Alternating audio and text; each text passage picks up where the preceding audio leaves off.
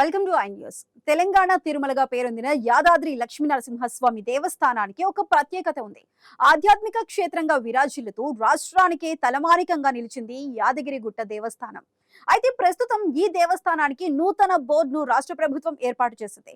దీంతో ఈ బోర్డులో కొత్తగా నియమితులైన సభ్యుల చుట్టూ రాజకీయ దుమారం చెలరేగింది. ఈ వివాదం వెనుక కారణాలేంటి, ఎందుకు దీనిపై తీవ్రమైన చర్చ నడుస్తోందో ఈ స్టోరీలో చూద్దాం.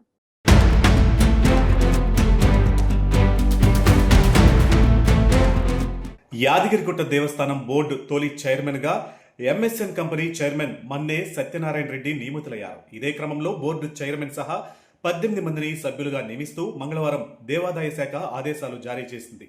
దీనికి సంబంధించి జీవో నెంబర్ 392ను విడుదల చేసింది.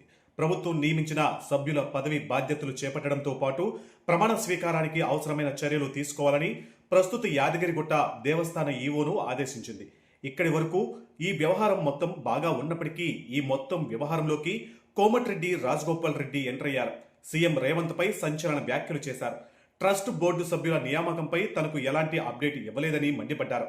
కనీసం సమాచారం ఇవ్వకుండా ఇలాంటి చర్యలకు పాల్పడడం ఏంటని ప్రభుత్వాన్ని నిలదీశారు. ఇదిలా ఉంటే ట్రస్టులో 10 మందిని సభ్యులుగా, మరో 7గురిని ఎక్స్ అఫీషియో సభ్యులుగా నియమించింది దేవాదాయ ధర్మాదాయ శాఖ. అలాగే ఎక్స్ అఫీషియో వ్యవస్థాపక ట్రస్ట్ మినహా మిగతా బోర్డు సభ్యులు అందరూ బాధ్యతలు స్వీకరించిన రోజు నుంచి 2 ఏళ్ల పాటు పదవుల్లో కొనసాగుతారని ప్రభుత్వం ఉత్తర్వులు జారీ చేసింది.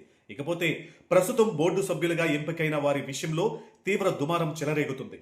ప్రస్తుతం మంత్రిగా ఉన్న వివేక్ వెంకటస్వామి సోదరుడు ఎమ్మెల్యే వినోద్ వెంకటస్వామితో పాటు సినీ నటుడు మెగాస్టార్ చిరంజీవి సతీమణి కొణిదెల సురేఖ ఉన్నారు. అంతేకాకుండా షూ కంపెనీ అధినేత సిఎల్ రాజాం సతీమణి చిల్లప్ప గారి విజయరాజాంకు అవకాశం దక్కింది. అలాగే మాజీ హోంశాఖ మంత్రి దేవేందర్ గౌడ్ కుమారుడు వినయేందర్ గౌడ్ కూడా ఈ సభ్యులుగా ఉన్నారు.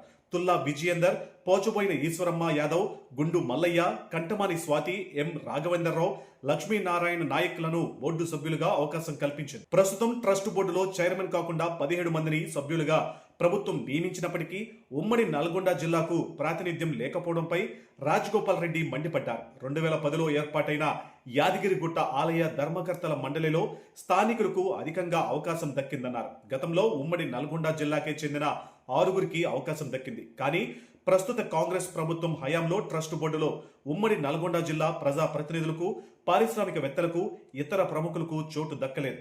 దీంతో పార్టీ కోసం కష్టపడ్డ వారిని కాంగ్రెస్ గుర్తించడం లేదని CM Revanth Reddy show off చేస్తున్నారని ఘాటుగా స్పందించారు రాజగోపాల్ రెడ్డి. ప్రస్తుతం రాష్ట్ర వ్యాప్తంగా కోమటిరెడ్డి రాజగోపాల్ రెడ్డి చేసిన వ్యాఖ్యలు తీవ్ర చర్చనీయాంశమయ్యాయి. తనకు మంత్రి పదవి దక్కలేదన్న అక్కసుతోనే రాజగోపాల్ రెడ్డి ఇలా మాట్లాడుతున్నారని ఓ వర్గం చర్చించుకుంటుంది. ఏది ఏమైనా యాదగిరిగుట్టకు ట్రస్ట్ బోర్డు చైర్మన్ను, బోర్డు సభ్యులను నియమించడం వల్ల ఆ ఆలయం మరింత అభివృద్ధి చెందుతుందని భావిస్తున్నారు కాంగ్రెస్ పార్టీ నాయకులు. ఈ వివాదం నేపథ్యంలో నియమించిన వారిని తప్పిస్తారా, కొనసాగిస్తారా అన్నది ఆసక్తిగా మారింది. దీనిపై ప్రభుత్వం ఎలా స్పందిస్తుందో వేచి చూడాలి.